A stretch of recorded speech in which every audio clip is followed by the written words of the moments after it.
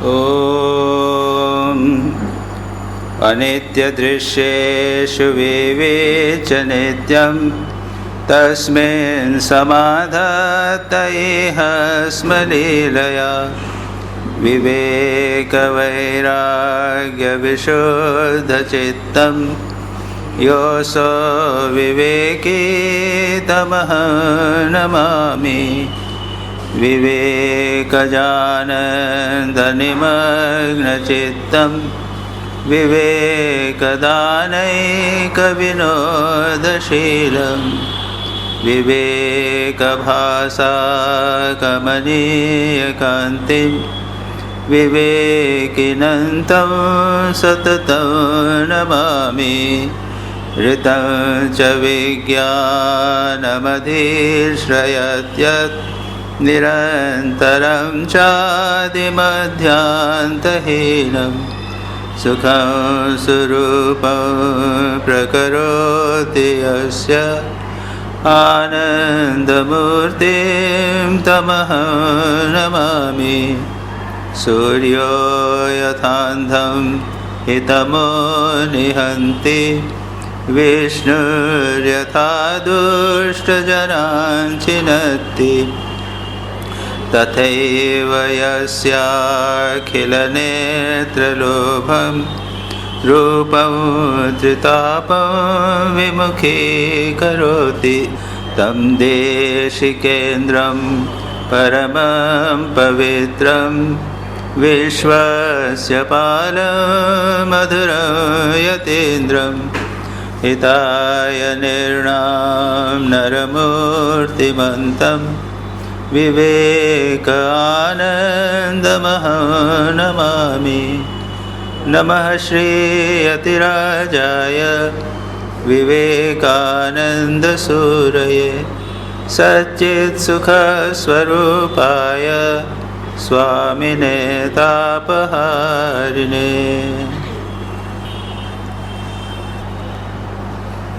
दो महीने के अंतराल के बाद हम लोग सिर्फ पुनः पाठ प्रारंभ कर रहे हैं स्वामी विवेकानंद के इंस्पायर्ड टॉक्स या देववाणी।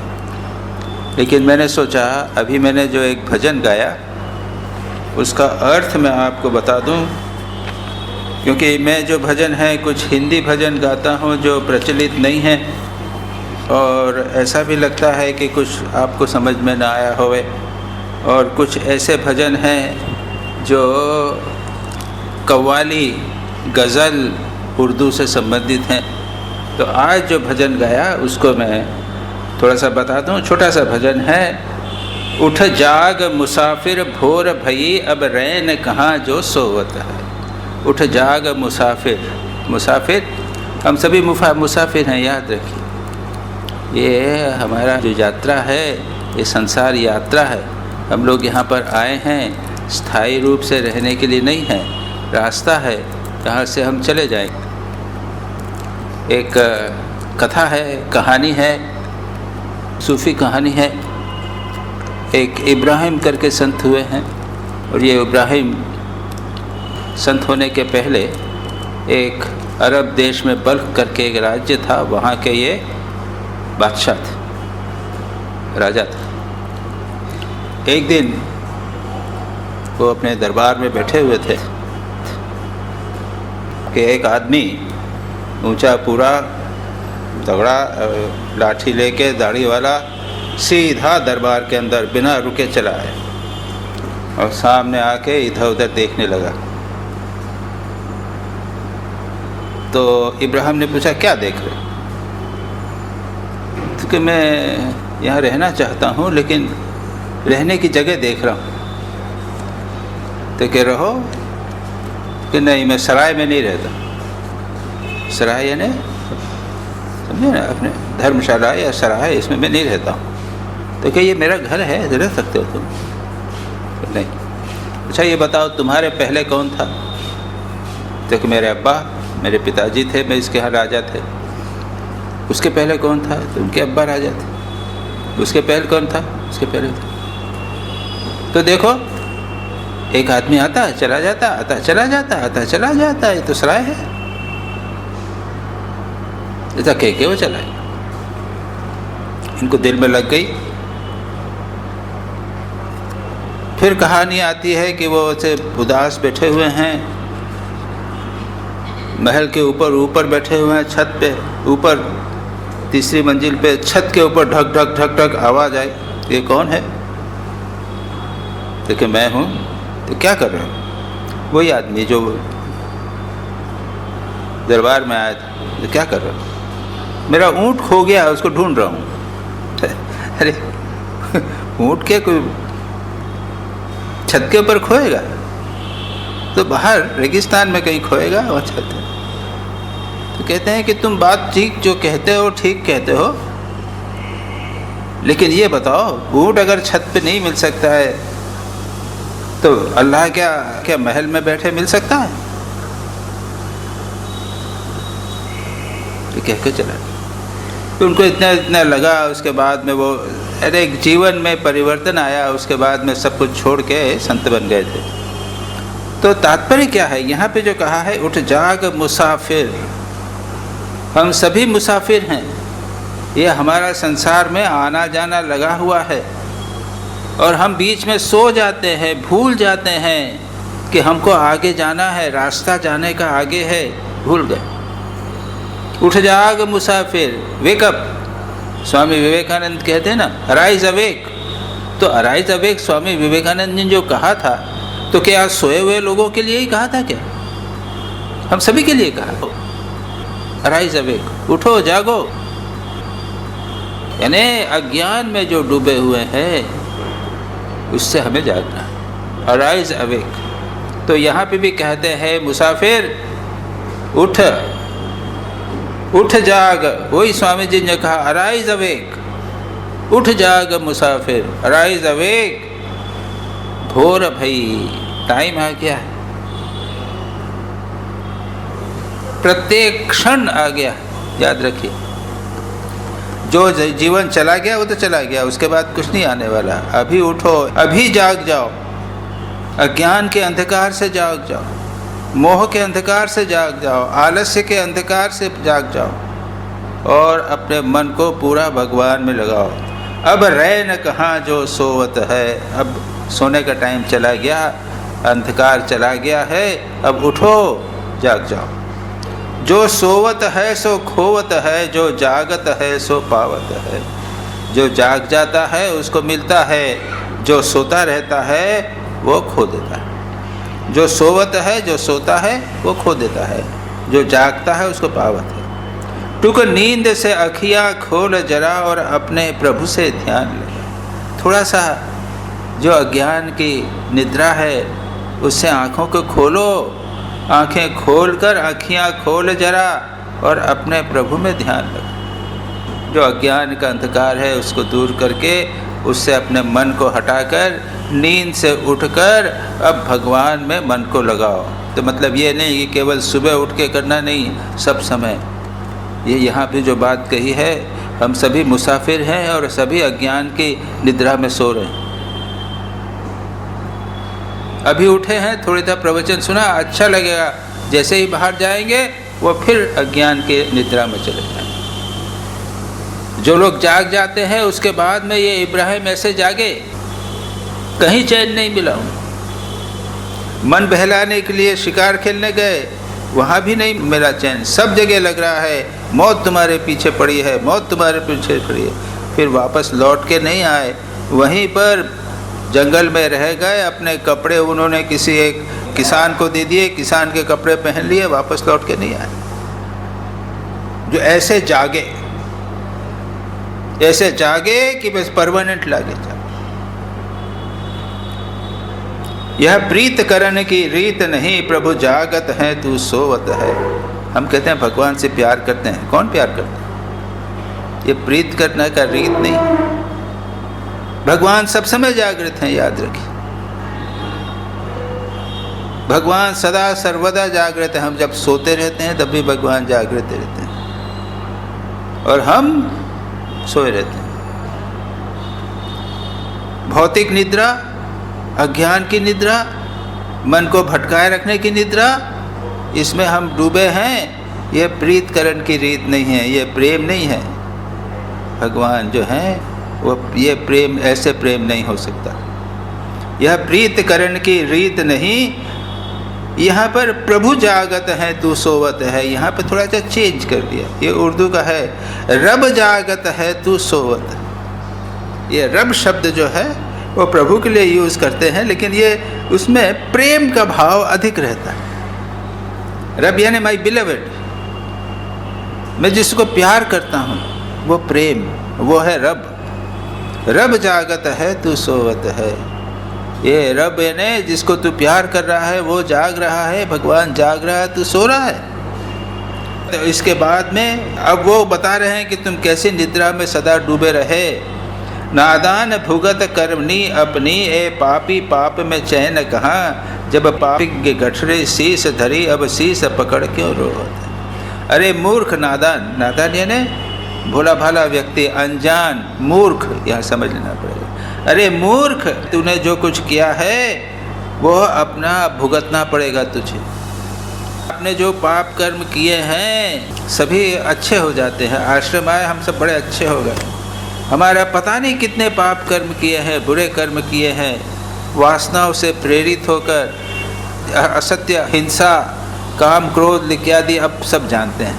पाप को गिनाना नहीं है। हे पापी, पाप में चैन कहाँ। पाप में कहीं चैन नहीं मिलता। जब पाप की गठरी शीस धरी, अब शीस पकड़ क्यों रोत है। पाप की इतनी बड़ी गठरी तो सिर पर रखी हुई है, इतने सारे पाप हैं, क्या करूं क्या करूं। अरे पहले क्यों नहीं पाप से रुके। पापी पाप में चैन नहीं है, अब सावधान हो जाओ।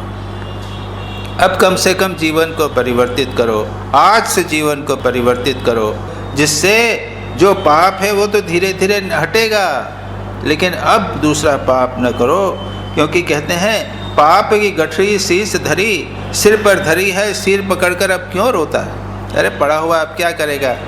उसके बाद में कहते हैं जो काल करे सो आज कर, जो आज करे सो अब कर ले। जो कल करना हमें कल से स्टार्ट करेंगे, है? या फिर एकादशी से हम व्रत शुरू करेंगे। कहते हैं ना नवरात्र, नवरात्र में व्रत करेंगे। अरे भाई नवरात्र तो बहुत दूर है, आज से करो ना। कल से यानी बहुत दिनों बाद करने वाले हैं। अरे आज से करो, आज से करना हो अब करो। आज हम रात को 5 माला फेरेंगे, अभी। अरे रात को क्यों फेरेंगे, अभी क्यों नहीं फेरते। डोंट डिले उसको, चीज को, आध्यात्मिक जीवन को, साधना को पीछे मत सरकाइए। जब काल करे सो आज कर ले, जो आज करना वो अब कर ले। जब चिड़िया ने खेती चुग डाली, फिर पछताने क्या होता है। उसके बाद में ये सब बात यही कहा है, पाप पहले किया अब पछताने से क्या होगा।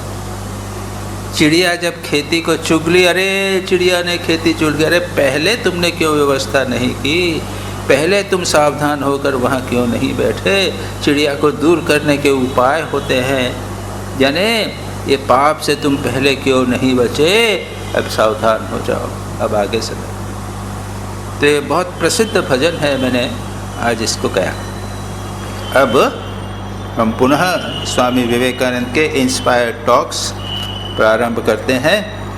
हमने 18 जुलाई 1895 स्वामी विवेकानंद की जो क्लासेस थी, 18 जुलाई तक की क्लास हमने पढ़ी थी, जिसमें शंकराचार्य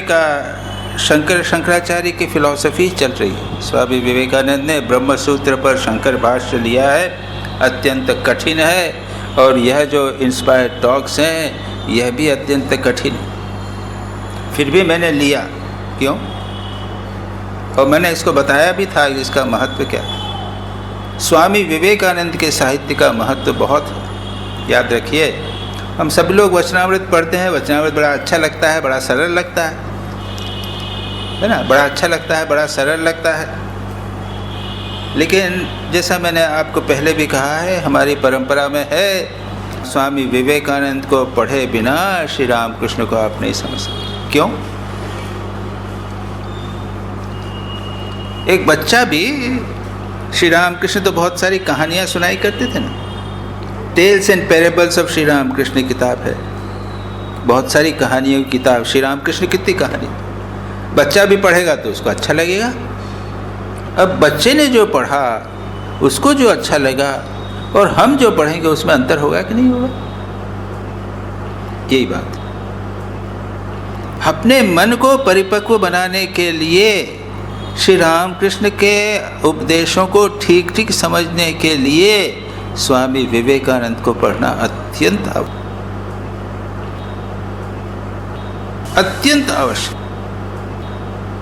मन जो है, जिसे हम इंग्लिश में कहते हैं मैच्योर हो जाता। मैच्योर, जब तक मन परिपक्व और प्रौढ़ नहीं होगा तब तक वह स्वामी विवेकानंद की वाणी नहीं समझ सकेगा। स्वामी विवेकानंद को जब हम पढ़ते हैं तो हमारा मन एक उच्चतर स्तर पर आ जाता। क्यों? स्वामी विवेकानंद कभी भौतिक स्तर पर नहीं जिए, स्वामी विवेकानंद कभी इंद्रिय स्तर पर नहीं जिए। स्वामी विवेकानंद का चिंतन सदा सर्वदा ईश्वर, ब्रह्म, आत्मा इसमें था।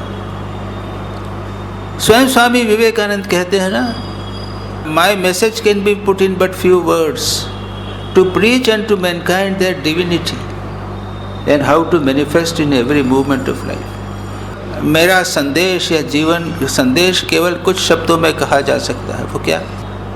मानव को उसके देवत्व की शिक्षा देना और यह बताना है कि उसे जीवन के प्रत्येक स्तर पर कैसे अभिव्यक्त किया जा सके। जो व्यक्ति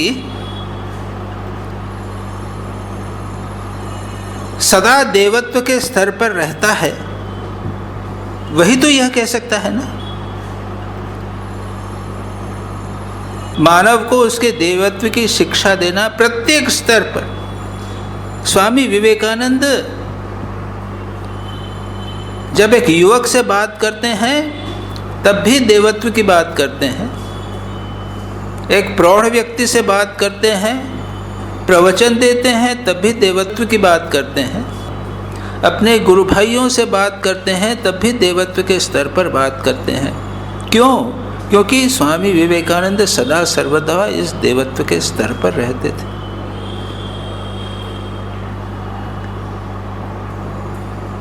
एक पुलिस वाला जिसका काम है बदमाशों को, अपराधियों को पकड़ना, वो जब सड़क पर घूमता है तो क्या देखता है? कौन बदमाश है, कहाँ बदमाश है, किसमें बदमाश है, ये देखेगा। तो वो साधु को किसी को भी देखेगा तो भी सोचेगा कि इसमें भी कहीं बदमाशी हो, क्योंकि उसने बदमाश साधुओं को भी देखे हैं, जिसे क्रिमिनोलॉजी कहते हैं। तो वो सब जगह यही देखते हैं कि कहाँ बदमाशी हो। तो वो उसके लिए जितने भी व्यक्ति संसार में हैं सबके सब बदमाश दिखते हैं। और यहाँ एक स्वामी विवेकानंद हैं, जो कोई चोर आता है तो उसमें भी भगवान देखते हैं। पहवारी बाबा के दृष्टांत स्वामी जी बताते थे, आप सब जानते हैं घटना। चोर आया, सामान लेके जाने लगा, पहवारी बाबा की नींद खुल गई, वो छोड़कर भागा। पहवारी बाबा वो सामान लेके उसके पीछे भागे और पकड़कर कहा, प्रभु तुम आए थे, ये छोड़ गए, इसको ले लो। तो श्री रामकृष्ण को अगर समझना है तो स्वामी विवेकानंद का इतना तो हमें समझना पड़ेगा कि स्वामी विवेकानंद सर्वत्र ब्रह्म को देखते थे, सर्वत्र, सभी प्रकार से। और यही बात आपके complete works of Swami Vivekananda में प्रत्येक पृष्ठ पर आपको चीज किसी न किसी प्रकार में आपको मिले। इसलिए कहते हैं विवेकानंद साहित्य को अच्छी तरह पढ़ो,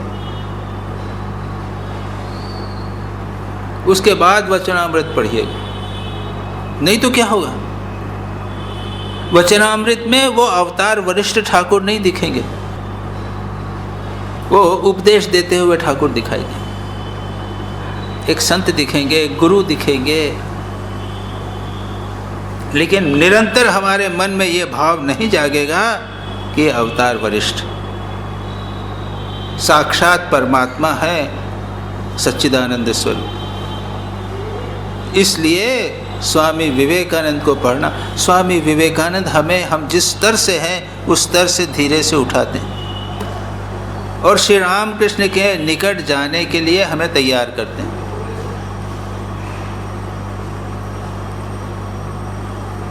स्वामी विवेकानंद के जीवन में आप देखेंगे, स्वामी विवेकानंद श्री रामकृष्ण के पास लोगों को पकड़ पकड़ के लाते थे। अपने मित्रों को सब कहते थे कि श्री रामकृष्ण के पास जाएं, क्योंकि श्री रामकृष्ण से बहुत प्रभावित हैं। और श्री रामकृष्ण कहते हैं, अरे कैसे कैसे लोगों को पकड़ के ले आता है, उनको कुछ कल्चर नहीं है, समझ नहीं है, कुछ नहीं है, संस्कार नहीं है, ऐसे लोगों को ये ले आता है। मतलब ये है कि श्री रामकृष्ण के पास जाने के लिए एक अधिकार होना चाहिए, नहीं, ये अनधिकारी को ले आता है। और ये अधिकार हमें कहाँ मिलेगा? स्वामी विवेकानंद को पढ़ने से अधिकार मिलेगा। मैं कहता हूँ लोगों को, जो भी मुझसे पूछता है कि स्वामी विवेकानंद को पढ़ो, बस। खास करके युवकों को, युवतियों को तो मैं जरूर कहता हूँ कि स्वामी विवेकानंद को पढ़ो। और वो बाद में कहते हैं, हमको बहुत अच्छा लगता है। अच्छा, उसमें क्या है? स्वामी विवेकानंद जो कहा है वो आधी बात समझ में आएगी, आधी बात समझ में नहीं आएगी, उससे फर्क नहीं पड़ता। ये समझ में आ जाएगा कि मुझ में डिविनिटी है, मैं सब कुछ कर सकता हूँ, कर सकता। स्वामी जी कहते ना, प्रत्येक को अपने देवत्व की शिक्षा दो। क्या होगा?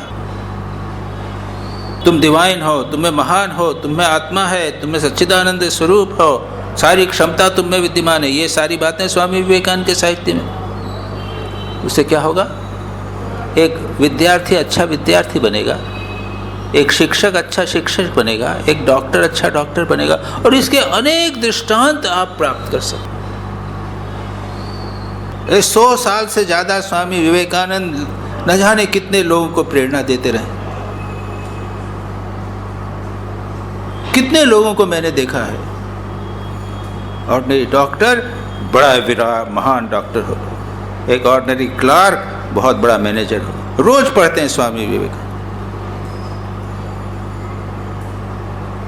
तो इसलिए मैंने सोचा था, ये श्रीमद् भागवत है, इसकी भी मैं क्लासेस ले चुका हूँ, पातंजल योग सूत्र हैं, यहाँ पे कई विषय पे हो रहा है। मैंने सोचा कि इस बार स्वामी विवेकानंद को लिया जाए। और क्या लिया जाए? कर्मयोग, राजयोग, तो ये हुआ इंस्पायर्ड टॉक्स।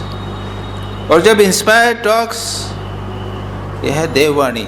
देववाणी स्वामी विवेकानंद जैसे सिद्ध पुरुष, अवतारी पुरुष, और वो भी उच्चतर स्तर पर रह रहे हैं वहाँ पर थाउजेंड आइलैंड पार्क में, निरंतर मानो समाधि के स्तर पर, और वो बोल रहे हैं, तो बात वस्तु अत्यंत कठिन हो जाती। और उसके साथ ही साथ और भी बात होती है, इसको शॉर्ट हैंड लिखा, शॉर्ट हैंड भी नहीं लिखा, बाद में लिखा, मिस एलेन वाल्डो ने लिखा। और जो है, मैं कितनी बार कह चुका हूँ कि ये बिखरे हुए विचार मानो लगता है कि जुड़ के ये हमारे सामने रखे हुए सूत्र जैसे रखे हुए हैं। तो आज जो हम पढ़ेंगे उसमें उसका कुछ जो हिंदी अनुवाद है, जिसने भी किया हो, नहीं मालूम नाम किसका, अद्वैत आश्रम ने किया है, जिसने भी किया हो, तो उन्होंने जो टुकड़े टुकड़े हैं उनको एक क्रमबद्ध रखने का प्रयत्न किया। हम दोनों पढ़ने का, हिंदी इंग्लिश पढ़ेंगे, उसके बाद हिंदी पढ़ने का प्रयत्न करेंगे, समझने का प्रयत्न करेंगे। Friday, July 19th. So long as I say you, I have the right to speak of God protecting us. When I see another, I must take all the consequences and put in the third, the ideal, which stands between us, that is the apex of the triangle. एक विचार, जब तक हम में मैं तुम इस प्रकार का भेद रहता है, ड्युअलिटी, द्वैत भाव, अद्वैत में क्या होगा? मैं ही है और कुछ द्वैत नहीं है। ये अत्यंत कठिन, इसको समझना, इसको ग्रास्प करना, धारणा करना अत्यंत कठिन। अनल हक, जो वो मंसूर हल्लाज सूफी संत, मैं ब्रह्म हूँ, मैं ब्रह्म हूँ, मैं ही हूँ, मैं और तू का भेद नहीं।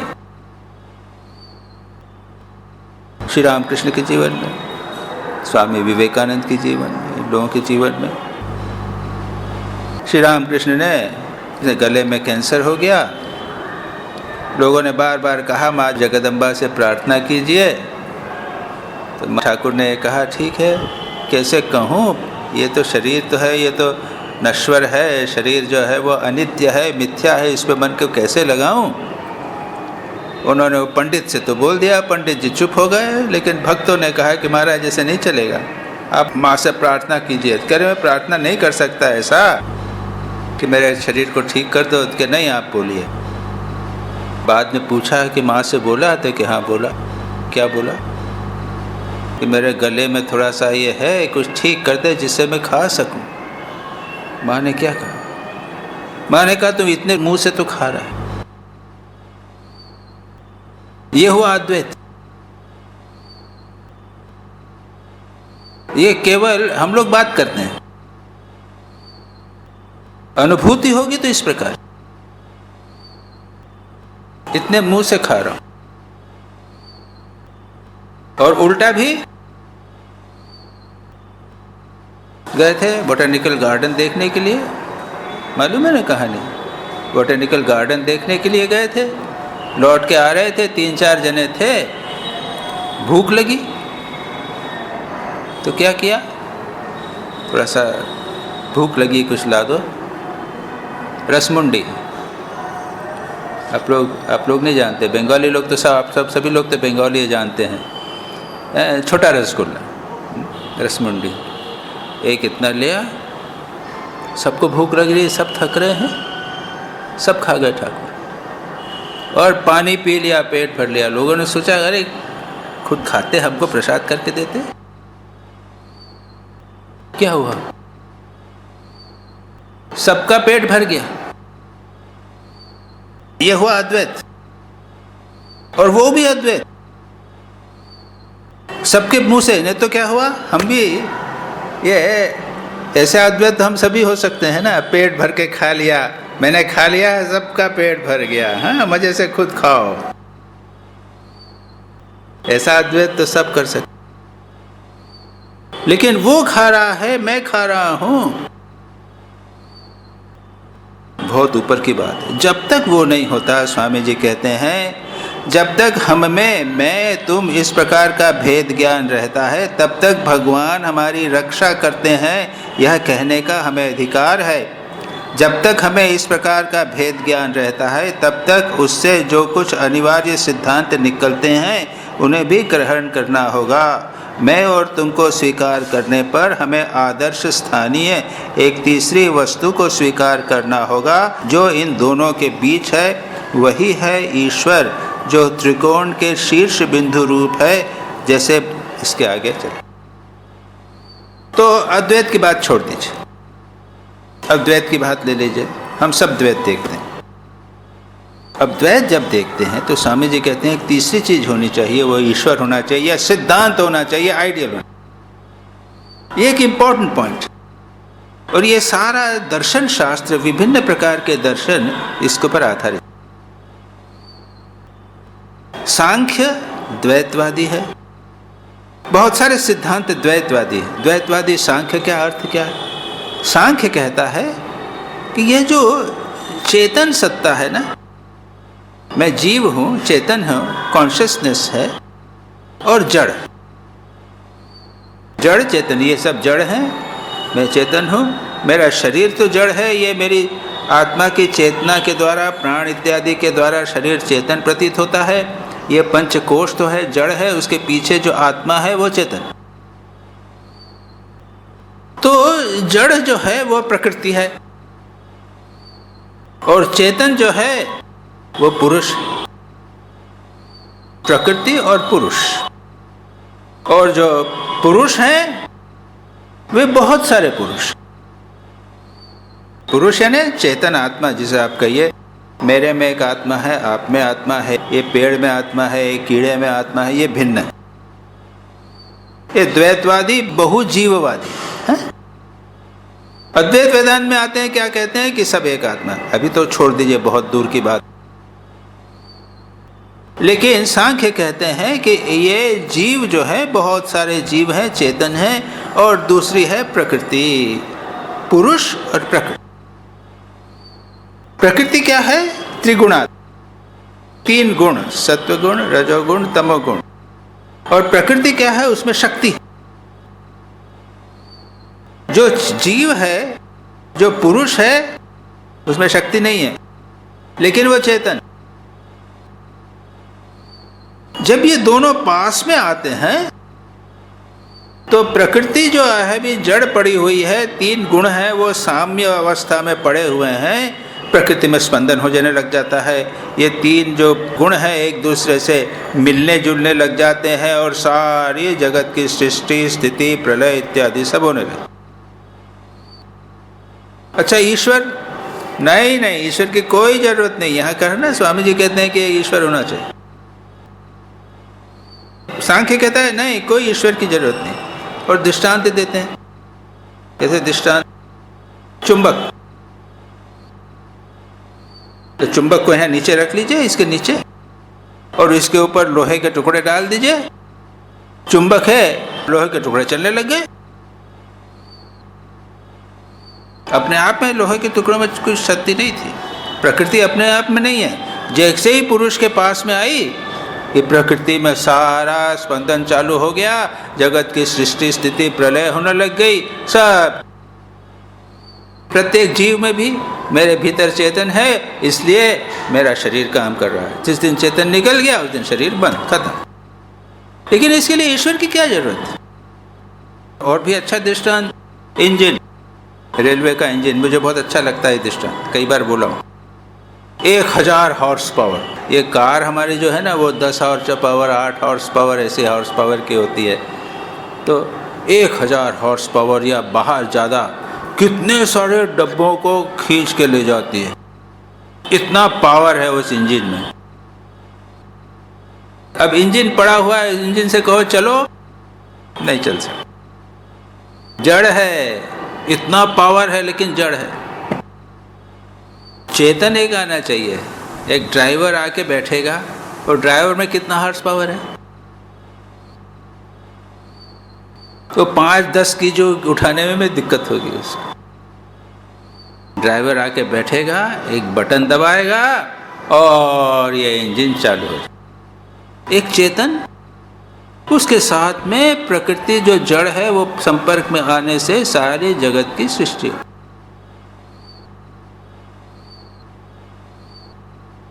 तो ये 2 होते हैं। तुम स्वामी जी मैं तुम की बात कहते हैं ईश्वर है, लेकिन सांख्य कहता है ईश्वर नहीं है, आवश्यक नहीं है।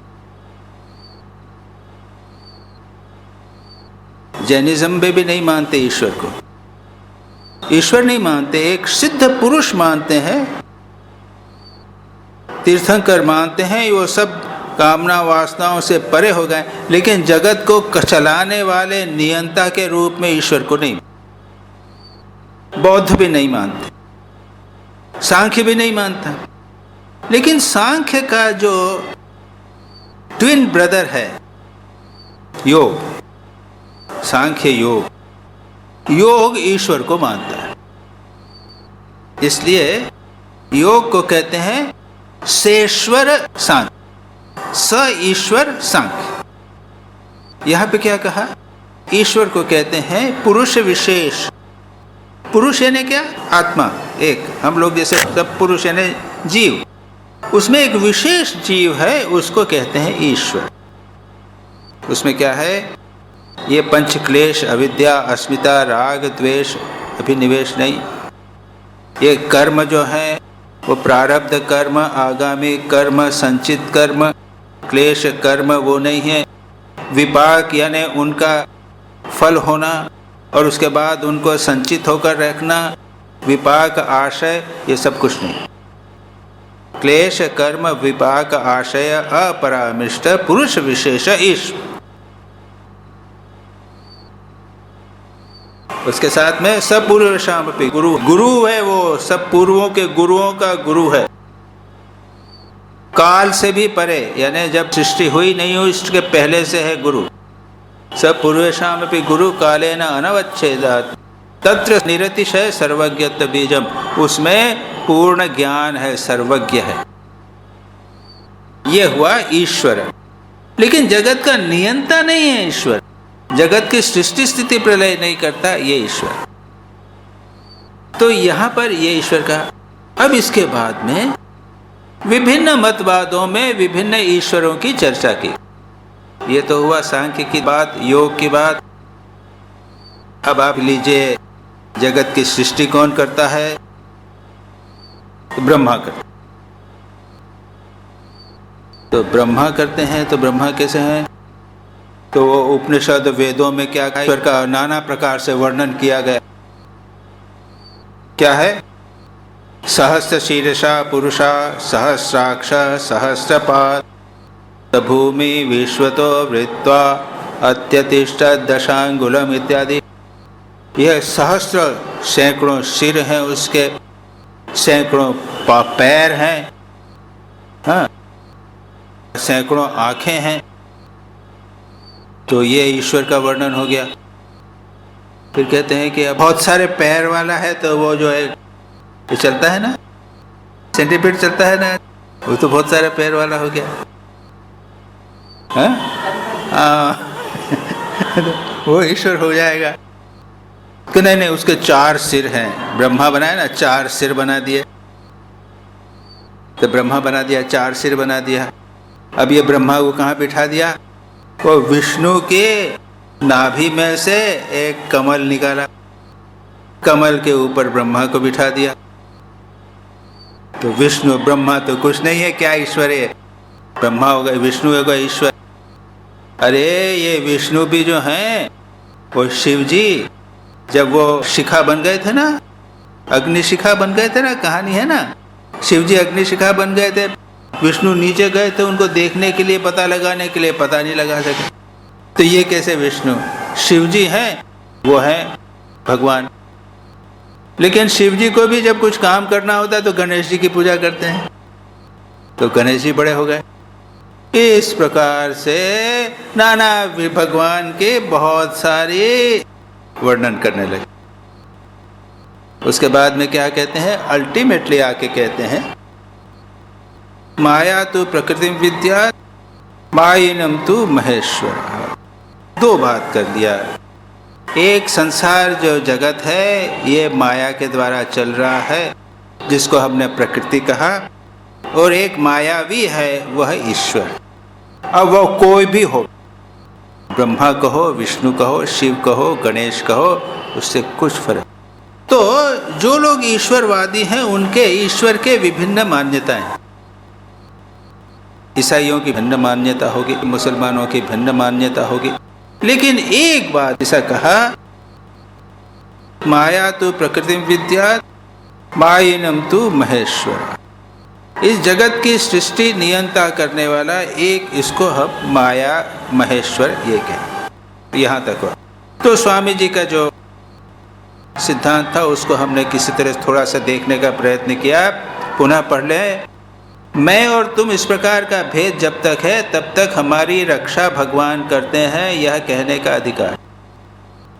जब तक हम अपने आप को सीमित समझते हैं तब तक कोई ऐसी शक्ति की आवश्यकता है जो हमारी रक्षा करेगी। जब तक हमें इस प्रकार का भेद ज्ञान रहता है तब तक उससे सभी अनिवार्य सिद्धांत निकलते हैं, उन्हें भी ग्रहण करना होगा। इंग्लिश में उसको स्वामी जी कहते हैं, I must take all the consequences and put the third, the ideal. जहाँ पर द्वैत है, मैं और तुम हैं, तो उसमें सारी समस्याएं हो जाएंगी। और ऐसे में ऐसी चीज़ निकालनी पड़ेगी, दैट इज़ आइडियल, आदर्श है, सिद्धांत है, उसको सिखाना पड़ेगा। और इसी को यहाँ पर कहते हैं, यही है ईश्वर। जो लोग ईश्वर नहीं मानेंगे, केवल सिद्धांत मानेंगे, तो भी कोई बात नहीं है। इंग्लिश में तो केवल इतना ही है, the ideal which stands between us, that is the apex of the triangle, यहाँ तक। इसी को यहाँ पर इसमें व्याख्या में उन्होंने उसको इंग्लिश में ट्राइंगल, ईश्वर जो त्रिकोण के शीर्ष बिंदु रूप है, उसको किया। अब उसके बाद स्वामी जी कहते हैं, the vapour becomes snow, the water, then Ganges, but when it is vapor there is no Ganges, and when it is water we think of no vapor in it. अब एक दूसरा दृष्टांत स्वामी जी कहते हैं, वो यह है कि पानी के तीन भेद, बाष्प, जल, गंगा। गंगा, भाप, जल, एक ही पानी के तीन रूप हो गए। स्वामी जी इसमें कहते हैं, इन तीन वस्तुओं को स्वीकार करना होगा। जैसे जल है, बाष्प अवस्था में उसे गंगा नहीं कहा जा सकता, और जब जल है तब उसे बाष्प नहीं कहा जा सकता।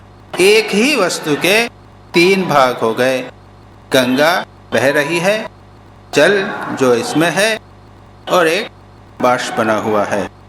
तो ये तीन जो हैं वे भिन्न हैं, ये बात स्वामी जी कहते हैं यहाँ पे।